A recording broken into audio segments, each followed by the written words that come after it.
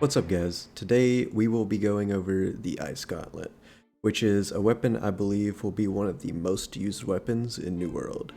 It has a ton of crowd control and utility based skills that make a nasty pair with almost every weapon in the game, including the Great Axe and Bow, which we will go over in this video. So, what is the Ice Gauntlet and what are the abilities? The Ice Gauntlet is a intelligence-based magic weapon.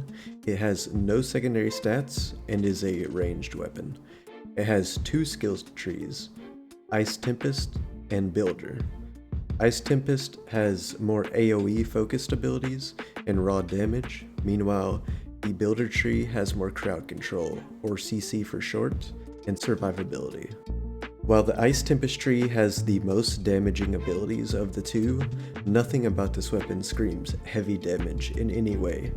There is some damaging abilities and passives, but there's other weapons that do the same, but better. And that's why we are focusing on the utility of it. Because no other weapon has the amount of utility that the Ice Gauntlet has, it's actually not even close, making it super easy to pair with a weapon that does extremely high damage no matter what kind of mobility or CC it has. The Gauntlet will have it all covered. If you haven't already, consider subscribing. I will be making videos on only New World. You guys have been very supportive recently and I can't thank you all enough.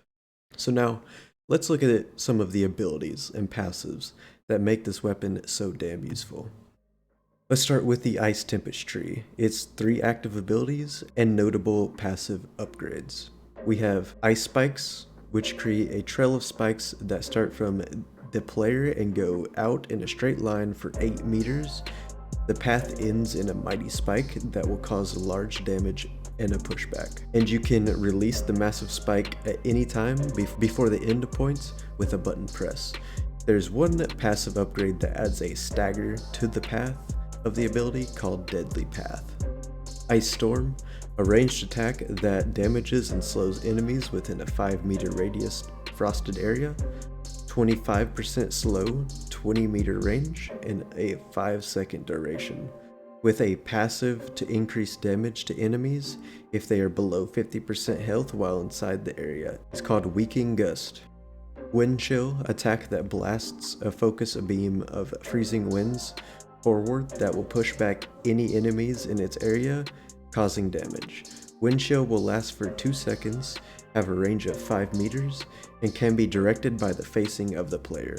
Player is able to move during the attack as well. With a passive that reduces defense by 5%, it can stack up to 5 times, a total of 25% reduction in defense and lasts 2 seconds. It's called Shatter.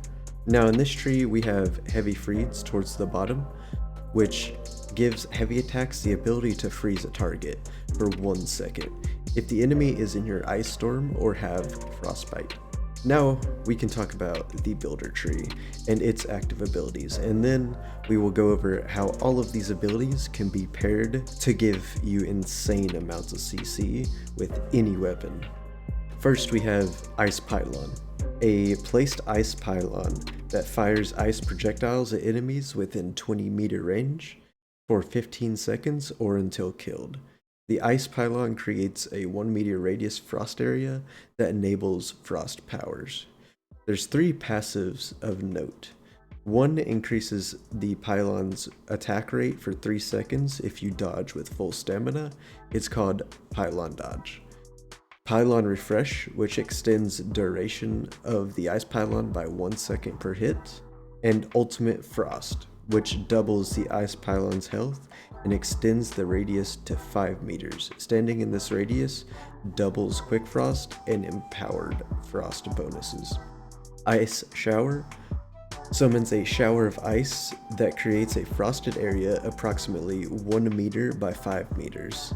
Enemies that enter the ice shower will be stricken with a powerful Frostbite. Frostbite blocks sprinting and dodging, and slows speed by 50%, and will remain on the target for 1 second after exiting the ice shower. Ice shower has a lifetime of 4 seconds. Entomb, players can entomb themselves in ice to become invulnerable and greatly increase mana regen. The Ice Tomb has a lifetime of 10 seconds and can be destroyed. Players have two options to cancel Entomb: exit by pressing right mouse button, or break out of the tomb with left mouse button, causing a damaging knockback for 20 mana. And one of the passives called Cleansing Tomb that clears all debuffs when entombed. So now that we know all the abilities and passives that play into the utility part, we can talk about all the weapons that you can pair with the Ice Gauntlet that will make it a must-have for leveling and PvP. The first weapon that came to mind for me was the bow, due to its mobility, knockbacks, and AoEs that can stack with some of the Gauntlet's abilities like Ice Storm. The bow has Evade Shot, where you leap back 5 meters and shoot an arrow, as well as Rain of Arrows, where you shoot a barrage of arrows in a 7-meter circle, and Poison Shot, that's a 3-meter wide cloud that lasts 10 seconds and deals 10% weapon damage every second for 20 seconds. And lastly, Rapid Shot that shoots 3 consecutive arrows, and the last one will be a knockback.